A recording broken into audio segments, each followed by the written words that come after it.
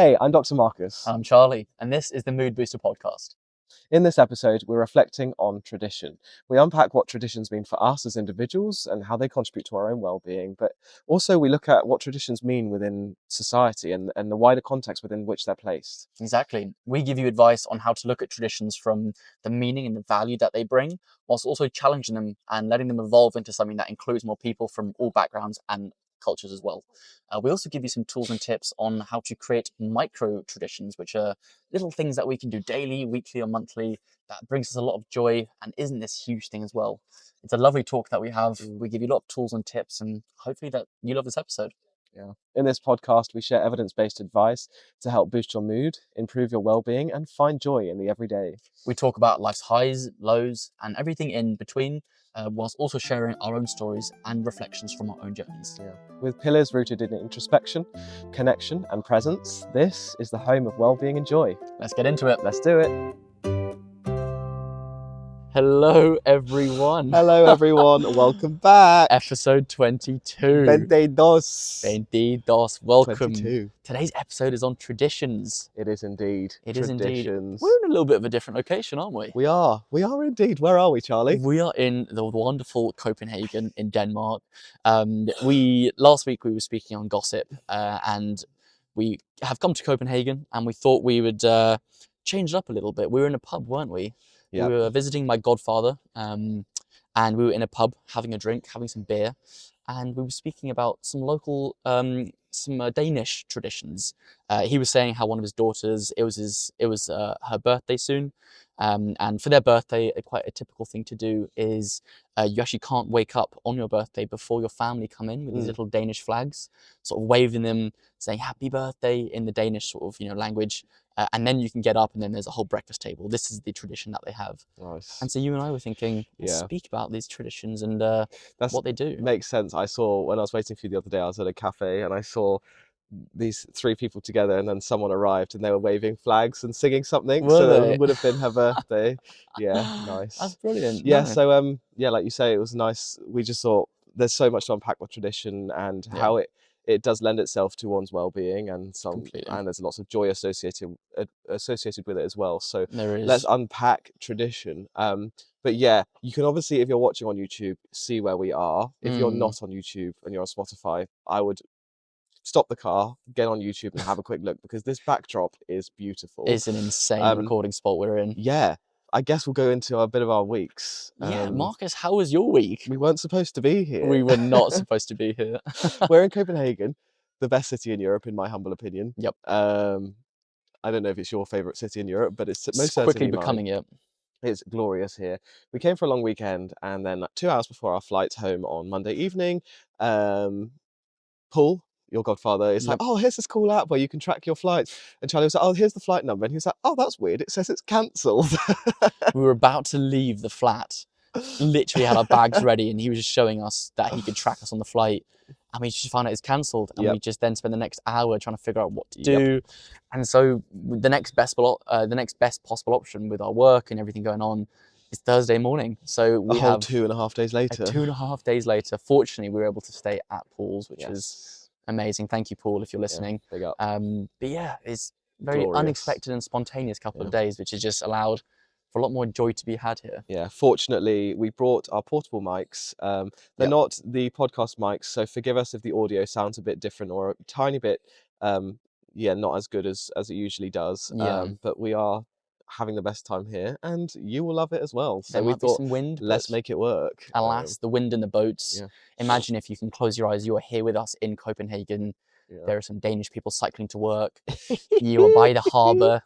Imagine yourself there. Close your eyes and take you to Copenhagen. If you've not been before, it's lovely. Also, I'm a bit like Phoebe from Friends when she has the cold. Smelly I have the lurgy, so I'm there like, smelly cat. Lurgy. Yeah, but no, how have you found Copenhagen? I've been twice. This is my thrice now. This is your thrice time. Your third time. Your first time. My first time. How have you found it? I've absolutely loved it. The pace of life for me is something that I always try and observe when I go to a new place, just how people function, the way they hold themselves in here. It's a lovely balance between slowing down, being quite mindful with the cycling to work, because everyone here cycles.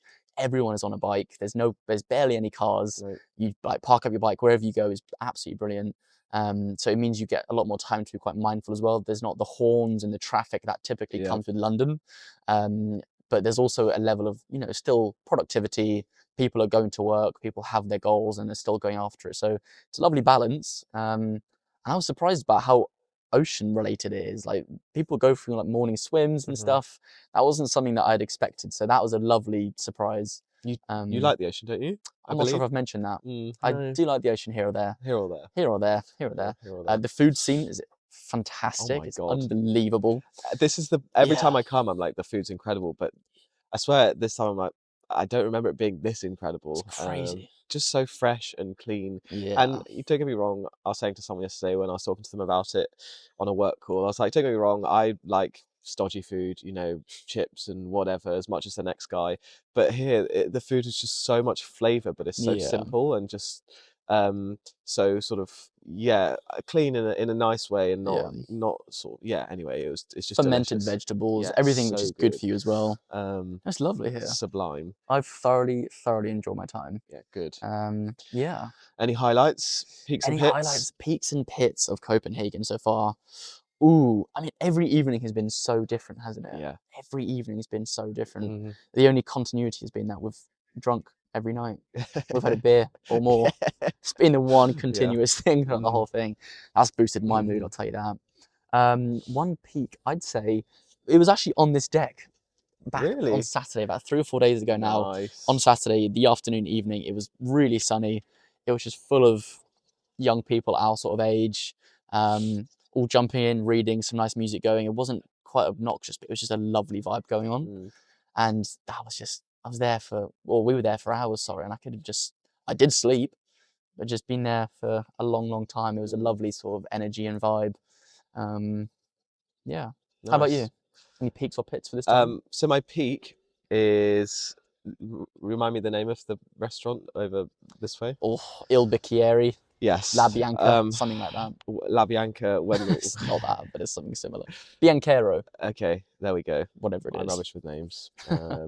When we went there and just sat there, watched the sunset, and we were reflecting on the podcast and all these sorts of things, and just having a good old chin wag, and it was real nice sitting over the water. Basils, So that for me is a peak. But I mean, an honourable mention is the night the flight got cancelled. Yeah. We went to the pub with Charlie's godfather, and then we stayed for a drink afterwards. Oh my! And we were just sitting outside, and these guys just in the most angelic, harmonious, because it's a harmony, but just beautiful, just started ripping out Danish a cappella. Yeah, a cappella, traditional, speaking of, songs, and just the most beautiful scenario. We'll put it in the carousel. And I was just, how is this real? Like, I'm sitting here getting a free concert from these people just singing. My flight was cancelled, and yes, I'm very lucky that I've got somewhere to stay and I can have all my work from remotely this week. So it was just incredible. So there's that as an honourable mention. My pit, for the sake of balance, I'll come back to you for your pit. Please do. Was probably, I think, one of the days I just had a little bit of a wave of anxiety, and I was just like, I don't feel nice. I feel really anxious and just want to escape my own brain. And we were in this crowd of people on a dock just near the water somewhere else, not here. And the day prior, as Charlie said, which was his peak, was lovely, and a nice time doing the exact same thing. But this day it was just too many people, too loud, and I was just like, nah, I just need a minute, and couldn't really do that, and I didn't want to sort of disrupt the plan, so I was just kind of just there like, okay, well, let me just internalize it and just not make a fuss. And it wasn't, but I managed to sort of work through it, and here we are on the other side. Completely. I was trying to think about my pit there. Do you remember the evening? I'm not sure it's a complete pit. I should very much preface that, but one part of it got quite heated. Our debate, our heated discussion / argument. We were in a brewery, a lovely brewery in a district here in Copenhagen, and we were the last ones there until 2. I think they had actually closed up and we just sat outside. We had about a 3-hour-long conversation, or a debate, if you want to call it, about vegetarianism versus eating meat. Neither of us were, I mean, very much taking on board what they were saying, but us being too different, me eating meat and you being a vegetarian, it got quite heated. I think maybe the word idiot was thrown around, maybe simple-minded was thrown around as well. And whilst the debate itself was really interesting, there were certain points like, God, this is just difficult. Why are we here until 2 a.m. and this waitress walks over, any more olives for you? And we're just like, no, thank you. We're all good.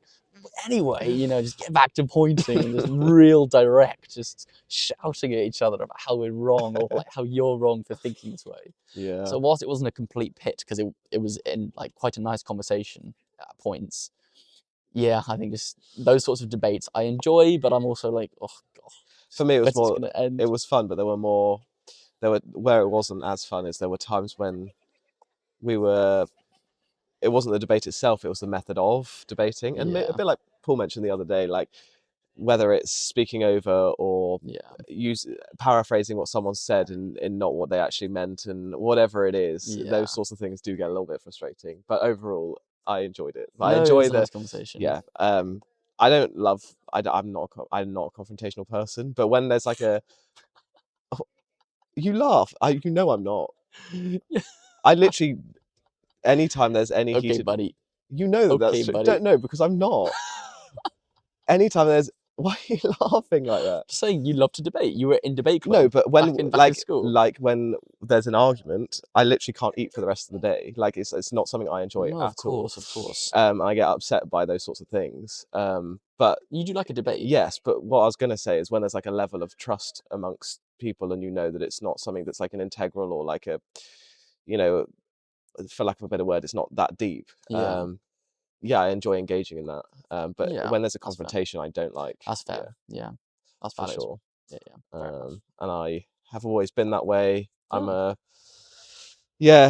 I stick to. You've always been that way. Yeah. Was that a tradition of yours to not be confrontational? I think it is a tradition. Yeah. He picked it up. My God. Was that you laying the groundwork? It was. Was it actually? Yeah. God, I'm good. You are good. I am good. Wow, I picked that right up. I thought I was sleek there. Have you got any traditions, Charlie? Have I got any? As in, have I always had them? Yeah. Something that I say me and my family because that's typically where the tradition started when I was younger. They'd always be surrounded by Christmas or birthdays or those sorts of things when I was a kid. I think as I've gotten older, the traditions within my family have sort of stopped or slowed down. One of them being actually on neither a birthday or Christmas. When we were kids and losing our teeth, in England, there's a tradition where it's the tooth fairy comes along and gives you £1 under your pillow if you lose a tooth. We know her well. Yeah, we know the tooth very well. In my family, we had a slight altered tradition where we would have Fred Hobgoblin, which was the king of the fairies, and he would personally, because my granddad made sure that we were looked after, he would personally come to our house and not send the tooth fairies and give us £2 coins instead of £1 coins for all of our teeth because they were special teeth. Now, that was when we were kids, of course, we absolutely lapped it up. I thought it was the most amazing thing that we were special. Of course, it was just £2 instead of £1. But like that, of course, stopped because you stop losing your teeth unless you do meth. What was so nice about that tradition was it's such a simple thing, completely made up, but it made us feel so. I remember, like, I just recall feeling like, my God, better than people. Why are we picked? Me on my sailing holiday. What's that? Sailing holiday? We went sailing this summer and Hobgoblin, whatever his name is, gave us £2 as opposed to £1. Where did you go? You're saying I'm privileged for having £2 instead of £1? Right? Is that what we're doing? Making me sound privileged? No, I'm super privileged, to be fair. I don't know what I did with the extra £1, but probably more sweets. That's 100% increase. That's great. God, I mean, Fred Hobgoblin had a bank of pounds. I genuinely used to think that they have an entire bank full of teeth just waiting there. Regardless, I digress. I remember thinking as a kid how special it was that Fred Hobgoblin came and looked after us and would be personally seen to us. So that tradition, in essence, was a lovely one as well. We had another one on Christmas. On Christmas Eve, Santa would do a personal run by our house and drop off a tiny little present in the greenhouse. We'd always go to our grandparents' house when we were kids for Christmas every year. And on Christmas Eve, he'd go into the greenhouse and we'd always hear like a little bell. I think it was a bell or something at about 8 o'clock at night before Christmas. I think that's just Santa making sure that we're here. And we'd go to run to the greenhouse and there'd be like Lego helicopters or something. Whoa! Santa stopped for us, That's you know, so something crazy cool. like that.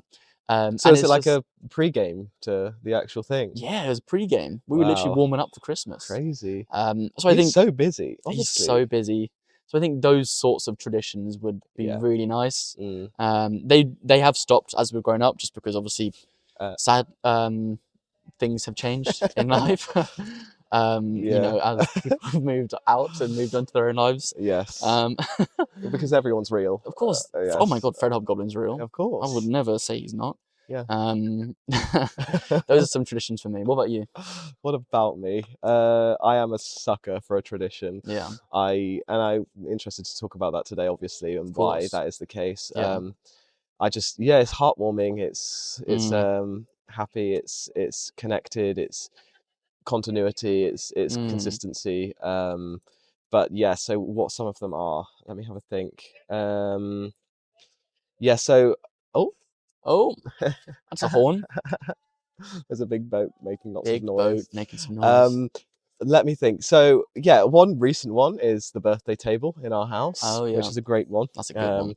Yeah, we are a bunch of givers in our house. We love to give. Jesus Christ. And yeah, it started around COVID actually. The four of us decided we weren't going to go home because we were adults and just Mm, yeah, we didn't need to go home and it would just be a lot to do that. So we kind of yeah. stuck together and looked after each other. But at the same time, it obviously wasn't the best time Mm, because it was COVID and we were all stuck in our homes. And so when the birthdays came around, we were just I don't know who decided what or where it originally, you know, the mechanisms of it, but I think collectively we decided how can we make it as nice as possible. So in the sitting room, the coffee table, just absolutely load the table with everything that person loves in terms of edible things, usually sweet treats, crisps, prosecco, whoever it is, depending on what they like, yeah, beers, and just absolutely load it. So it's yeah. just a little spark of joy for their birthday. We'd still get them a gift.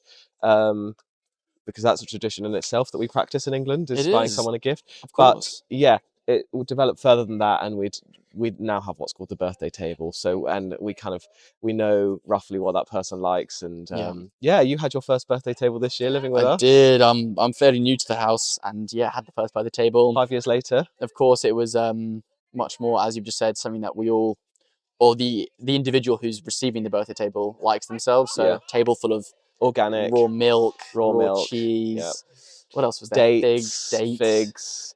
Was there any raw mince there? Or No, raw meat? no, but there was A lot of other stuff like that wasn't there. yeah, other things like Raw that. honey, Yeah, some duck some eggs. duck eggs. That was it. Oh God, they were brilliant, weren't they? Yeah, so you had lots of those lovely Yeah, that was things. brilliant. So that's one. Another is let me think. Oh, there's my so I still practice it now all these years later, but it actually originated from my grandma on my mum's side. Mm, Every birthday, she loved Motown. Was her music was completely, Motown, yeah. R&B, not R&B, soul music, But not like Jay rhythm and Z blues, again. Yeah, yeah, yeah, rhythm and blues, soul yeah, music, but yeah, predominantly the sort of the Motown yeah, genre yeah. of the record label and everything that came from that.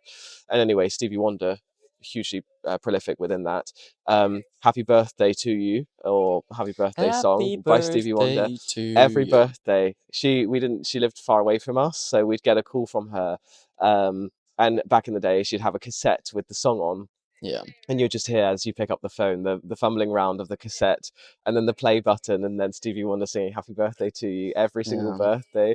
And now obviously my mum does it for whoever's birthday, and of course now it's an absolute banger of a song whenever it's someone's birthday who I care about and I'm Mm, making a thing for their birthday. Well, at some stage throughout the birthday be playing Stevie Wonder happy birthday, and it's just it's yeah, so that's wonderful. like now a third generation thing. It's Yeah. beautiful how like it's sort of the same as the Denmark or the Danish tradition, as I was saying earlier, with the little flags on the birthday morning. I categorize these probably as micro traditions, not these big traditions which we often hold, whether it's buying a Christmas tree, whatever it is.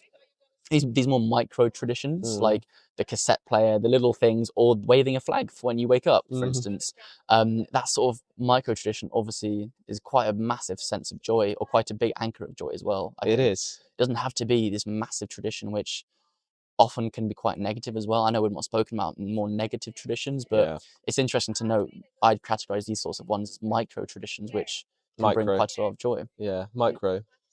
Yeah. Have I said it quite a few Yeah, times? micro tradition. Have I said it? Is that what you're doing? You're like mocking. Yeah, Cool. micro. Cool, cool, cool, cool, cool, cool, cool. You're used, yeah, micro. I'm used to micro. Right. No, well, that's the thing, and I think It's not family friendly, Marcus. This is I didn't say anything. As we speak about all the time, yes. all of those little things are what add up to the overall well-being. They are. We don't need to look, oh, this every year we have this big tradition. I mean, Christmas in itself in England is a tradition, right? Of course. Originating from Christianity, it's a Yeah. Christian tradition. And the whole thing is a tradition. And as we said when we were managing expectations part 2, Yeah. Christmas is a huge thing that people build up, and that is a Yeah. tradition. But as you say, those micro ones that, okay, maybe within Christmas there's a smaller thing, or within a birthday there's a smaller little thing, or it doesn't even have to be an event. It's like, oh, on this random day we do this thing, or I don't know. Question for you: are things like the matching coffee cups and making sure that we have the matching t-shirts, Yeah. or I'm trying to think what else, those little things, nuanced things. yeah, Would you label that as tradition? Well, I don't know, I'm asking you. Would I label that as tradition? I don't. Tradition for me would give a sense of something that I don't know if that's I'm more not just sure. repetition or habitual things. Habit and tradition are different. Habits are little things that you do very frequently, I imagine. Yeah. Because they're part of a routine and they make sense. We wear these t-shirts because it says the Mood Booster podcast, whereas for me, tradition can come a lot more from like honoring something. Maybe your ancestors, for instance. We honor something like even Christmas, even though I'm not Christian myself. Christmas itself is a Christian tradition. Yeah. So I think for me, tradition, if I was trying to categorize, would more be honoring previous things, which might not have been. I don't know though. But then even saying that, I don't agree. Yeah. You don't agree? No, carry on though. No, I was just about to counter my point, but Yeah. I'd like to hear your thoughts. Because there are things that aren't necessarily about honoring past things. It's maybe it's the part of it is what's in the past and making a connection with the past. But I also think it's like, for me, it's a connection with whether that's yourself or someone else. So there's a tradition between two people. It feels really heartwarming when it's like you both honor that. It gives you that sense of connection. Like, we both cherish this and we're doing this together, whether it's an annual thing or a weekly thing or whatever. This is our shared thing together that brings us together. Or whether you do that yourself, like you go, my thing is, I don't know, maybe even like my run streak. I run every single day. I don't know if that's a tradition, but it's something that I do to honor myself and to have time with myself, or to have that activity and that mind space every single day. I think it's beyond it's beyond looking to honor the culture in the past or the people in the past or what happened in the past, and it's cultivating and maintaining and nourishing in the future as well. I think it allows you to hold those, continue those things that you hold dear. And I think what it is about tradition is what it symbolizes. It symbolizes connection, like from the social identity theory, for example.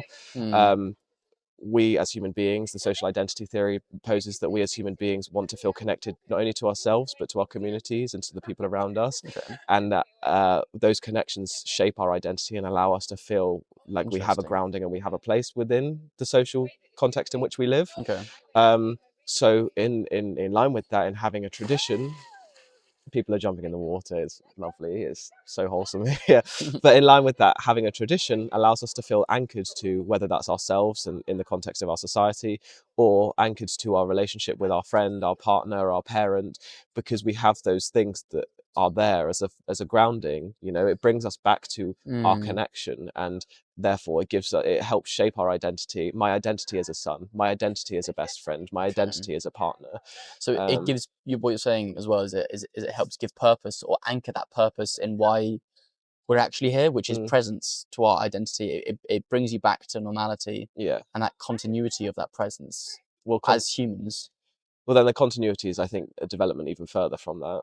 Is it? I would say so, because your identity in itself is the connections, and that's what the social identity theory is saying, is the connections between you and someone else, and how that then grounds you to where you are, the context of where you are, and your own identity. The consistency, I'd say, is more continuity based of, well, then you have the continuity theory, Okay. which is about how we ground ourselves in consistency as humans. So consistency as well as identity. Yeah. These aren't mutually exclusive theories, by the way. Social identity and continuity, they very much overlap, and yeah, there is overlap between them. But Interesting. the continuity theory is solely focused on how we use continuity and consistency as anchors and as protection and as giving us stability, giving us predictability. So especially in times of, worry or fear or social unrest, we look to things that we know as consistent to help ground us, and Yeah. tradition is one of the biggest things that helps that. Tradition of, okay, well, this is a really tumultuous time at the moment, I'm really stressed, work's rubbish, but at least I have Christmas I coming was up. just about to say. I've got this Yeah. thing that I know, and everything else might be unpredictable right now in the world, but I know and I can predict based on what's happened in the past, my 28 years of Christmases, this Yeah. is something that I've got coming up that is a It's gonna be predictable quite thing, nice. and it's going to be nice. It's going to be that familiarity, and again, then social identity theory, it's going to connect me with the people that are important to me. Yeah. But again, from a continuity perspective, it's consistent, it's what I know, and it's what's safe. It's really interesting. Yeah, I completely agree. It's especially in times of unrest, as you said, or times of chaos, which do happen. Saying that life is all just peace is not real. Yeah. People go through ups and downs, and so it's when you're in those downs, whatever the tradition is, birthday, Christmas, a birthday table, waving flags when you wake up in the morning, Yeah. whatever it is, that sort of thing. It doesn't matter how big or small it is. It's the continuity or it's the Yeah. continuousness of it in itself. Yeah.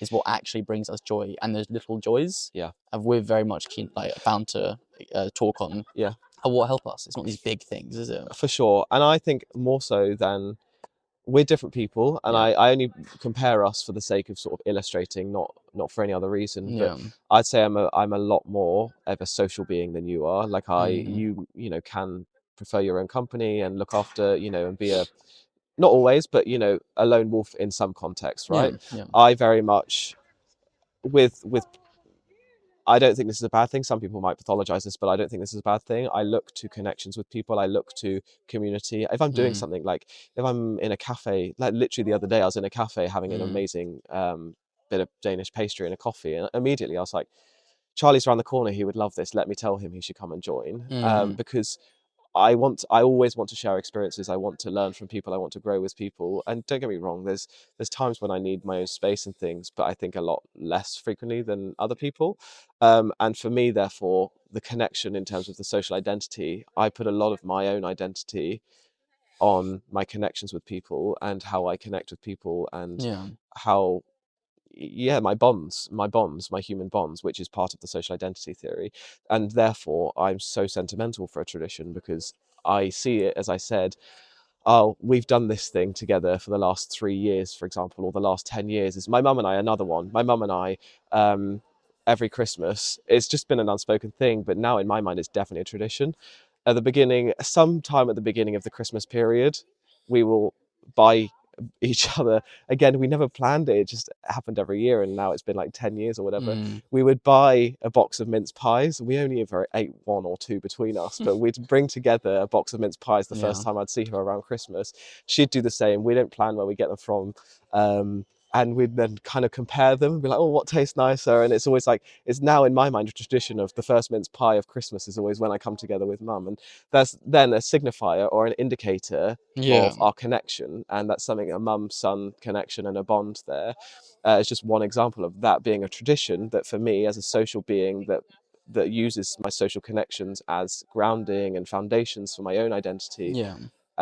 it then reinforces that, and it fills me with joy and it fills me with happiness that when I have those traditions with someone. Because maybe a bit too much sometimes, like if someone else doesn't honor something that I see a tradition, thinking of for the sake of balance, I take it personally and I get upset, and I'm like, oh, I thought that's something that was exclusive to our friendship or a special thing that we did, Yeah. and maybe that's more me putting too much weight on it. I don't know, but So I it's say, not everything.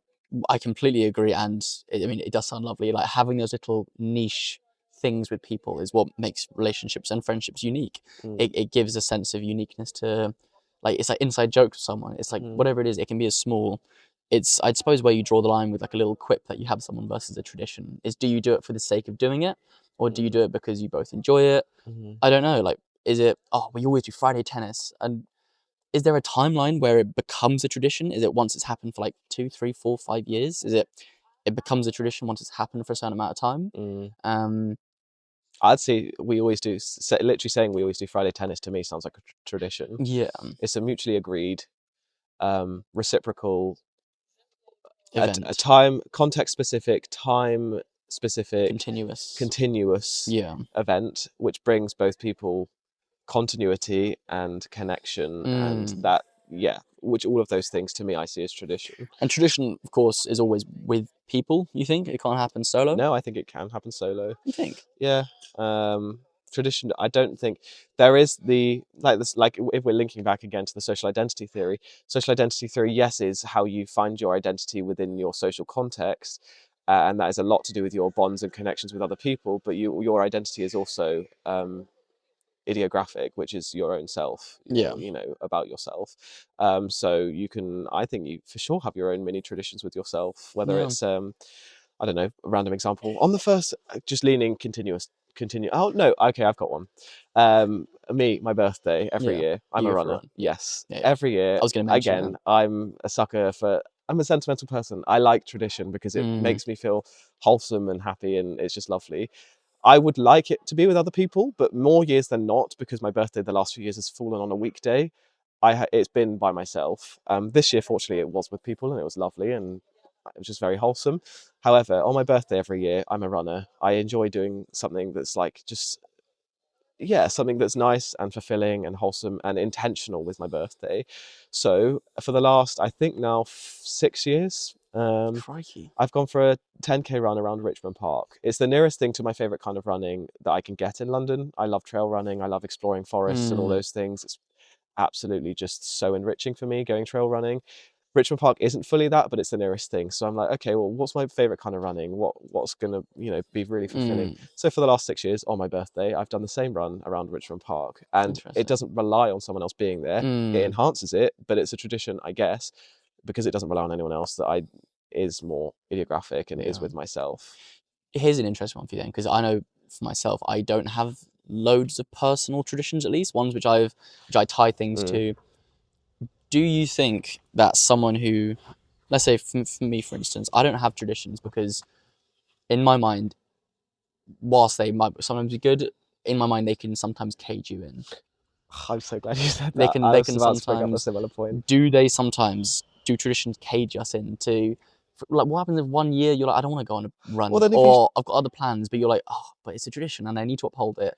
And sure, you might enjoy it. When does it stop being an anchor and more of a cage? At what point does a tradition become that? This is why I was going to bring it up, because, and I think even you the other day were talking about something.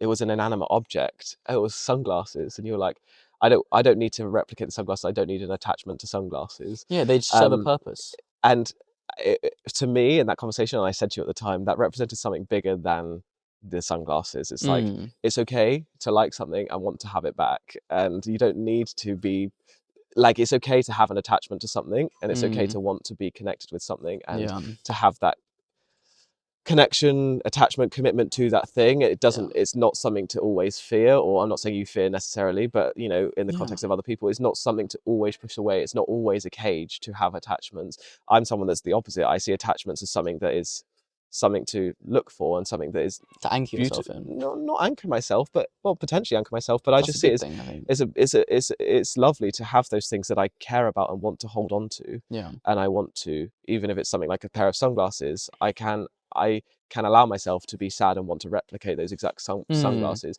Even if it's a birthday run, I can allow myself to have an attachment to that run because it's something that brings me happiness. Now, don't get me wrong. If it's not serving that anymore, I wouldn't continue to do it. Like, people ask me with my run streak, they're like, how long are you going to run for? And I'm like, as long as I'm enjoying it, the cost benefit analysis of doing it outweighs, like, the benefit of doing it outweighs the cost of doing it. As long as I'm having a lovely time with it, I'm going to keep doing it. As long as I love my birthday run, I want to do it. If it's something that I start resenting, or I feel frustrated by, or I'm just doing it for the sake of repetition, I won't. But for me, it's because the tradition itself is also the attachment to something. It's something that brings you a connection to your past self as well as your present self, and Yeah. it's all of the above. I completely agree. Whilst it's serving you, it's absolutely fine to have these traditions. But for instance, these glasses is very basic example. But when I lost the sunglasses, very cheap ones from Brick Lane for like £10. It wasn't some Ray-Bans or anything special like that.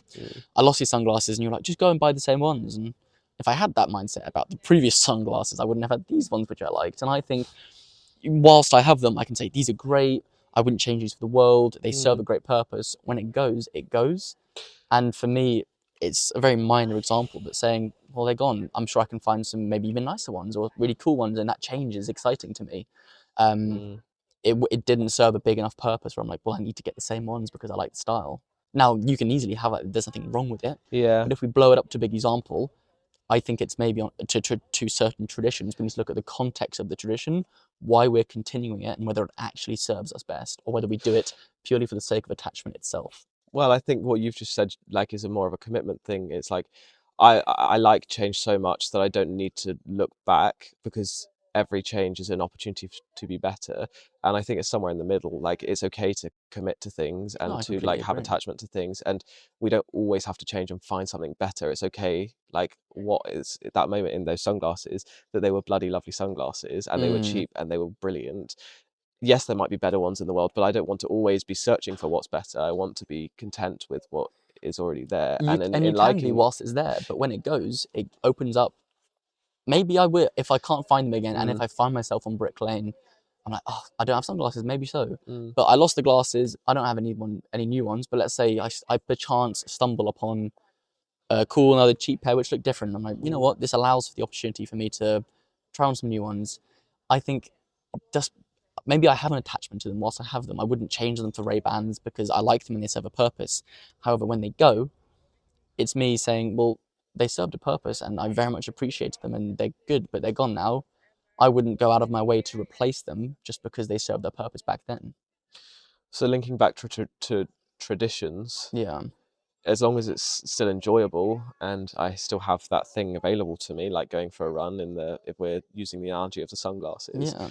I don't see the need to change that for the sake of just having change, No, of or for course the not. sake of just not sticking to the status quo, when consistency and having things that you're attached to and that ground you as a human, that Yeah. is part of your identity. Back to the social identity theory, I'm a runner who likes going running, and part of my identity is this. This isn't you, by the way. Yeah. So I'm not sort of saying this is you, but playing to the extremes as an example, Mm. the idea of being someone that moves away from traditions, to be like, I don't ever want to be someone that's stuck in a rut or that's stuck doing the same thing over and over again. I always want my life to be changing. I always No, want, of course not. and therefore, might be akin to being like a nomad, for example, and always Yeah. moving around and never committing to, Never having a home. never having a home. Like, Yeah. those sorts of things, I personally, for myself, being someone who likes those attachments and likes feeling connected to in those ways, whether that's to someone else, whether that's to a place, whether that's to myself. Yeah. I think the traditions help bring joy through reinforcement and joy through connection, And structure as well. and yeah, structure. I think structure is routine. Yeah. Some people more than less so. I've found as I've grown up, I've been far more of a routine person. Having structure in my life brings joy. Certain structure, of course, change here and there is good, but routine and structure, it really helps. I think, and whether that's in the form of a tradition, I think it's lovely. yeah, and structure also helps on a macro level, from like a societal level, and Yeah. allows, without sounding like a conspiracist, whether that's from organized religions or governments, Yeah. we also have traditions to help keep things in order and to help people Exactly. feel connected in that way. What's the theory called? It's terror management theory, I think. Yeah. Is humans feel like an existential, when we think about the existential life and what it means, and we think about mortality, that's sort of, it can, if we don't have things to anchor to, give us this terror. So that's why the theory is called terror management, because things like tradition allow us to feel connected to something that extends and transcends beyond us and this human Yeah. realm of, we're here and now, and we're all going to pass away. Of course. tradition is something that symbolizes something bigger than us and gives us something to anchor to that's bigger than us. And you can say that might also be similar to things like religion. It allows us to ground in something that's bigger than us, so we don't have these existential things of we're just floating here and we're going to pass away and that's the end of my life and everything's meaningless. Yeah, because that is very much a way of thought. Like Nietzsche, the famous philosopher, that was his whole thing, was nothing actually means anything. We will all die. You know, it's very like a black pill is like what the online communities use it as, but it's very exactly that, is nothing matters, and like human life is at its essence going to end. So what is the point? It's quite dark at points. But as you said, tradition can ground us in the tangible world, which you and I have found. One of something that we always speak about is the presence and the gratitude for here, searching for these big things and these big answers and these big changes. It doesn't often bring joy, it brings more confusion, whereas sitting in the presence of the moment, being mindful, even here in Copenhagen, it's a tradition to cycle. I don't know if that's quite a tradition, but alas, having things which ground us, as you just said with the terror management, helps us keep grounded and keep that joy. Yeah, and see something beyond ourselves. Yeah, and that's what's important, and how that's what traditions do, like you say. A tradition is something that, whether it's Christmas or whether it's, you know, passing something on between generations, like my grandma did that call, and hopefully, you know, my children or my future friends or whoever will do the same. It's like that is a little symbolic, a tiny little symbol of how there's bigger meaning to life than just my current presence. But when I as a shell am here and then leave, I'm not saying, you know, other people don't necessarily agree with that, but that's a theory that says why people hold on to traditions so much, because it allows them to feel placed within something bigger than themselves. I do challenge traditions in some sense when they become that grandiose. There's a tradition in the Faroe Islands, just, you know, north of where we are. And every year it's called the grind. In like they have a local word for it, but it's called the grind. It's once a year thing. It's been happening for, I believe, centuries now. All the local fishermen will go out. They will, with fishing hooks, or they used to go out, round up all these pilot whales, these dolphins, and slaughter them in the bay. Oh, wow. Now, traditionally, well, yeah, on average, I think about 900 animals are killed in this bay per year. That's horrible. Traditionally, because of where the Faroe Islands were located and how difficult it was to get food, this was seated and sort of, it was used and seeded, in like nourishment, in sustainability, in providing for the entire island, whether it's the oil, the blubber, the fat, the meat, the bones, to like make, you know, chalk or whatever it is. The entire practice was rooted in sustainability and feeding everyone as a practice. Now, back when it first started, back in the 1800s, I think it was done with rowing boats, with fishing nets and like wooden hooks, so very old and traditional. It still happens to this day, where GPS is used, massive engines are being used. It's not quite trawling level still, and the animals are still all used. However, the context of the tradition has changed. Now, a lot of locals, I think it's like 83% or something of locals, believe that it's a good thing, and then it still should happen. So the local mentality isn't quite shifting yet, and it needs to come within, because it's tradition. It anchors them to their ancestors, and it anchors them to, well, hang on a minute, the rest of the world, you know, farms all their food, all this sort of stuff. Why can't we do this? However, the context has changed. Now, it's important to be privy to the context of where a tradition is, look at the meaning of what the tradition is, why we do it instead of the actual tradition itself, which can then open up to, again, I know it's easy for me who's not from there I'm not trying to give advice to these sorts of people. It's more actually challenging the tradition itself. Not all traditions are rooted in, I mean, there's our joy community.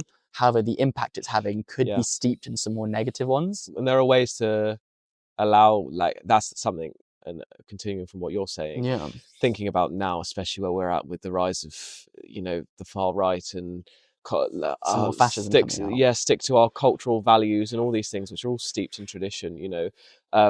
People don't like the change for that reason. They don't like it because for them, they see it as a symbol of what challenges their heritage, their culture, their values. And actually, if we take a step back, we can and maybe apply a bit of critical thinking.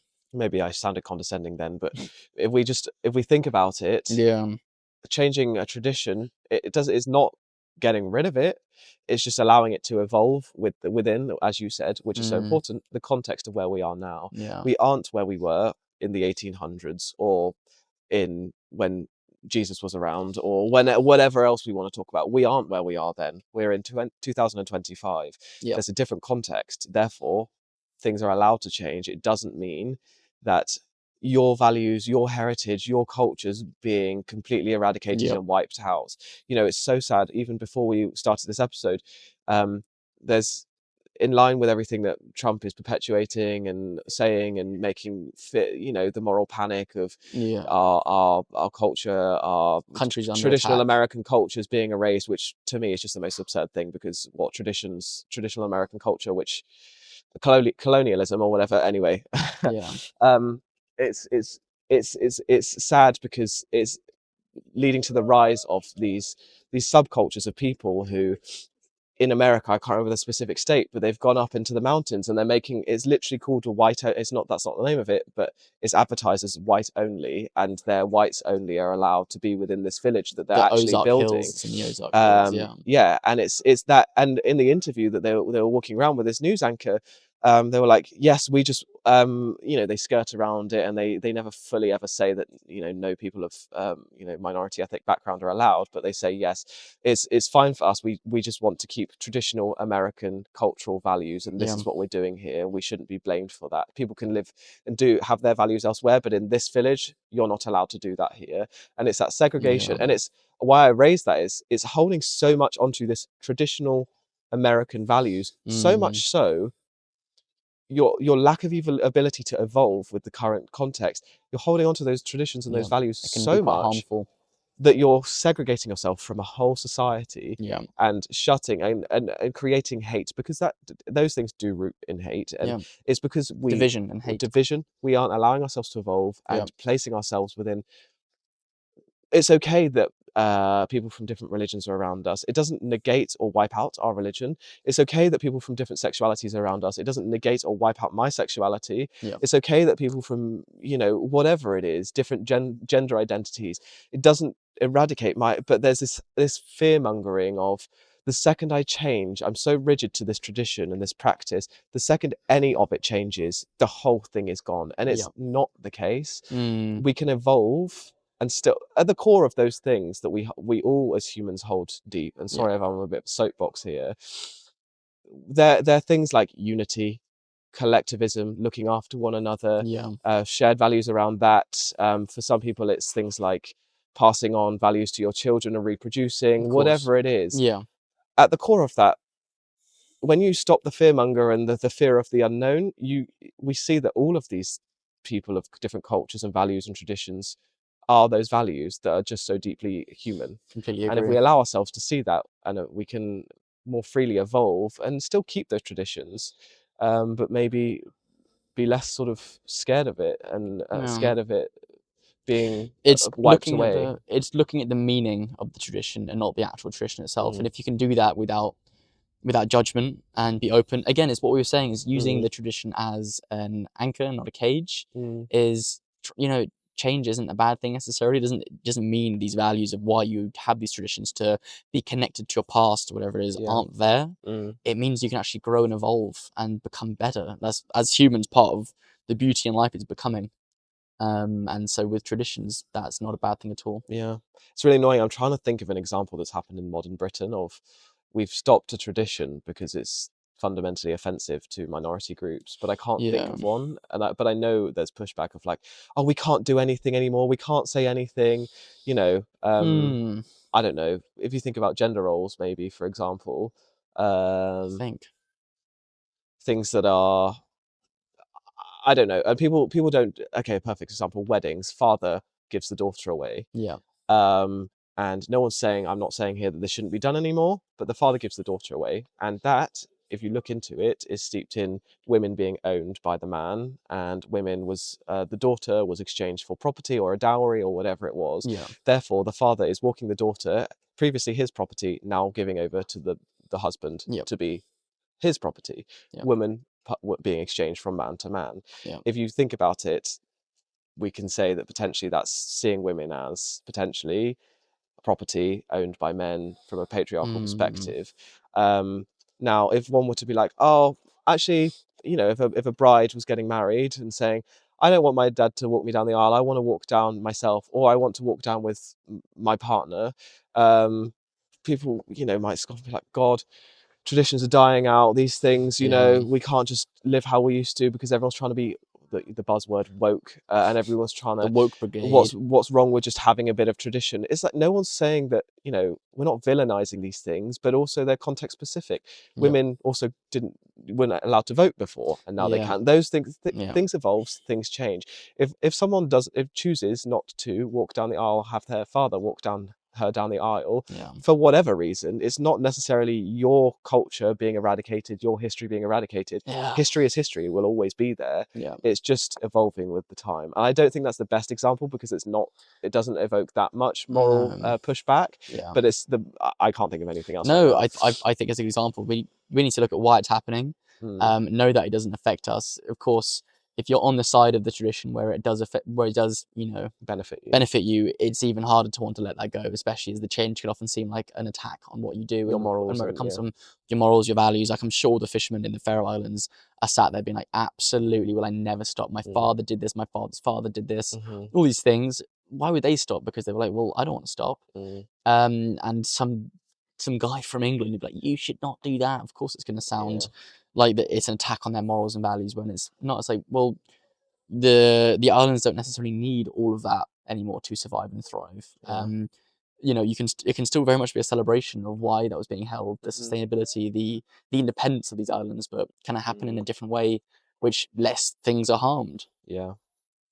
Another one, I will not speak about this long, but because I don't actually know why it's being challenged, and it's not really my place to because I'm not an American citizen, but people are saying, the actual history of Thanksgiving itself is quite ugly, and it's a lot about ownership of land and people. And Thanksgiving was when the Americans landed, wasn't it? And then I think something to do with had a meeting. My knowledge of America's history is limited. The reason I use it as an example, because people are saying that and challenging that, and it's like, should we really? Maybe we're not saying maybe Thanksgiving itself should be stopped, but maybe we should show appreciation for change. Or indigenous people, or people that were wiped out, or whatever. I do get what you mean. And then that's a perfect example. People on the other side, like, we can't do anything anymore. We've celebrated Thanksgiving for forever, and our grandparents did. Why are you just trying to eradicate our culture? And it's like, well, if you firstly think about that anyway, no one's trying to eradicate your culture. It's just being sensitive to the context and everyone, and looking after everyone. Traditions can bring a lot of joy, but also can bring a lot of challenge as well. Yeah, they can. So it's very important. And division. So as we've said, it's important to be wary and intentional with that. I've spoken a bit about, going way back to the beginning, I've spoken a bit about how tradition gives me joy. I feel connected to myself, to other people, bonded. Like I have in a friendship, or I have that exclusivity thing there. I feel like whatever, all of the above. For you, and in the interest of thinking about well-being and joy, or whether it's good or bad emotions, how I know you have your practices that you've mentioned. What does tradition mean to you on an emotional level? On an emotional level, inclusivity, I think, is more than anything. That's the first word which comes to mind. Is whether it's my tradition or someone else's, even being witness to it is a beautiful thing. From having traveled to quite a few countries, which I'm unbelievably grateful for, witnessing other countries' traditions, which can be lovely, is such an amazing thing to witness. They can be so different.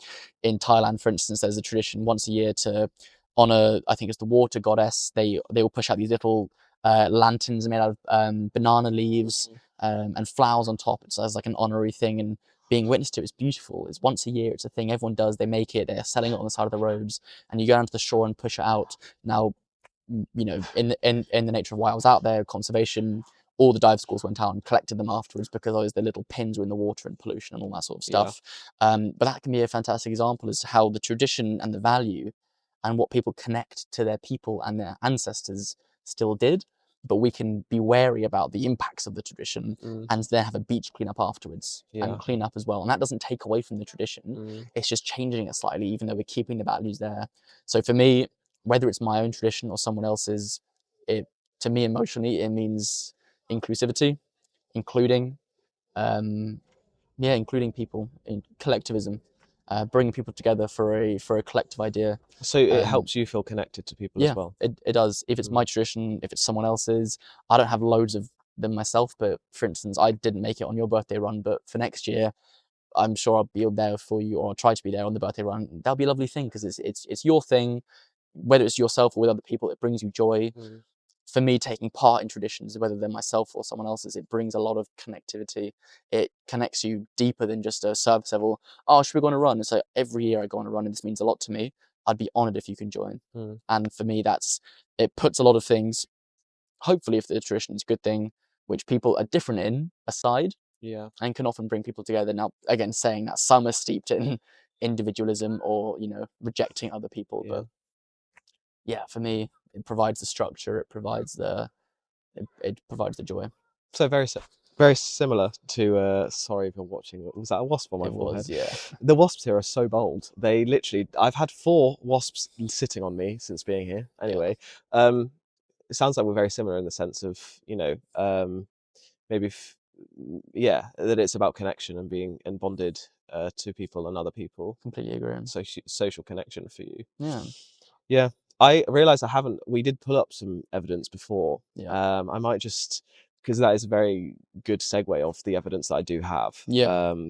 So it's Hellawell and Putnam in 2004. Nice names. I know, great. Found that participation in cultural tradition actually predicted higher life satisfaction, and importantly for this conversation, increased social connection.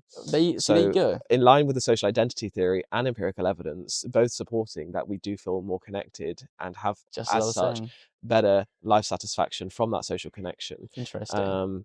I mean, exactly what I was just saying. It just makes, I mean, to me and you, it's obvious, but it just makes complete sense.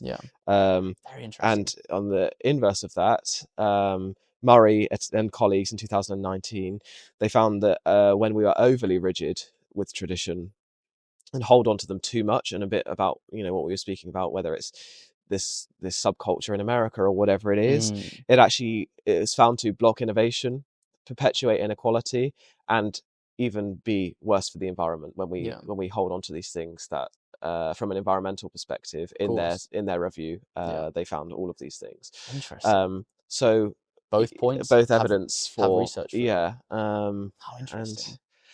And is it's all backed by evidence. It is indeed, as we always do. That's wonderful. Well, from the conversation here, I've learned a lot. I think it would probably be good if we could narrow that down to some tools and tips for if you want to either challenge these traditions or make sure that they're coming from the right place.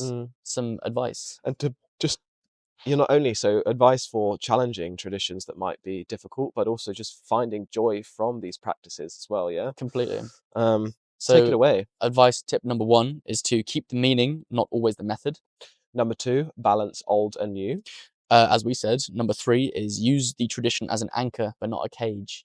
Number 4, it's okay and challenge harmful traditions. And as we said in the beginning, number 5 is to use and create these micro traditions as joy, small little things as well. For sure.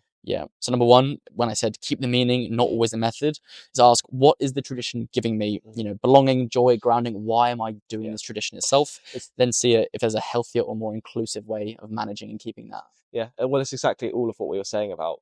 If we unpack it, we see that these traditions, if it's a macro level tradition, like the bride being given away or whatever in the Western culture, it's unpacking the values behind that. Why are we doing that? And it's ultimately it all comes back to, maybe that was a bad example, but it should come back to human values of love, care, respect, all of those things. Of course. And when we realize that and unpack that and allow us to see these traditions through that lens, like you say, it allows us to keep that meaning but move and evolve with the method. Of course. Makes sense. So when it's balanced in line with that, balancing old and new, we have inherited traditions that are have been going on for centuries, and they are the way that they are, but it can be okay to also balance that and again evolve that with new things, not only for the sake of inclusivity, but also, like you said earlier, you're not just anchoring yourself to something that's been done for centuries, but I actually don't know why I'm doing this and I'm just doing it because I have to. Okay, well, if it's something that you slightly get joy from, but you're feeling a bit frustrated or whatever with it, what can I add to it to add a bit of spice, as they say. It's exactly the next one, is using it as an anchor and not a chain. Yeah. It's fine to let go of something that doesn't actually serve you. So it's important for you to question yourself and say, why am I doing this tradition? Does it serve me, or am I just holding on to it because other people have done it? And it's fine to evolve, or add on to it, as you said. Yes, and linking with that is the next one. It doesn't, just because you evolve and you challenge your tradition, it doesn't mean you're disrespecting your heritage. It doesn't mean you're disrespecting your history or your past, or, you know, what my ancestors did 200 years ago. It just means that you are, yes, you can honor that and you can respect that, but it's just evolving within the context in which you're in, and with the context within which you're in, sorry. And it's okay to do that. It doesn't negate your past. It doesn't negate your history. History is history. It will always be there. And it's just a case of evolving as opposed to trying to relive history. Completely. And then the last one is to create the micro traditions as a form of joy. Is what we were saying right at the beginning in Denmark, how they have their little flags and you can't get out of bed until your whole family wakes you up. Have the confidence and have the authority. If you have a family, if you don't, start something because you enjoy it and keep on doing it, because those micro traditions bring so much joy. You know, it can be taking on other traditions or starting on yourself. You know, it's any form, family, friends, just yourself. Start a micro tradition tomorrow, whatever it can be. Something as small as every Sunday morning I go get a coffee from my favorite coffee shop and I say the same thing, thanks and see you next week to the coffee barista, or whatever it is. It can be silly. Create those micro ones, because those little rituals and habits and traditions are what keep us happy. That's a really big one for me, and it's big because it's everything we talk about in terms of finding joy in the little things and the little moments. Yes, we have in the Western world, we have Christmas to look forward to. Yes, we have birthdays to look forward to on an annual basis, but, and in line with what we spoke about, managing expectations, how can we find those little things that anchor us, those little things that give us meaning, those little things that give meaning to our identity or our connections with our mum or our best friend or our partner. Those little traditions, I would put money on them being so much more enriching, fulfilling, more of a tonic, more healthy when you can maintain those little things. But also, like we say, going back to the points, allowing not just for the sake of that. It's bringing you joy, and the second it stops bringing you joy, that's also okay to let it go. But it's those little things, those little moments of connection that really what add up and what matter. Lovely. That was a brilliant conversation as usual. Thank you for that. Much. Yeah. Traditions. I wonder what traditions. I'd like to start one.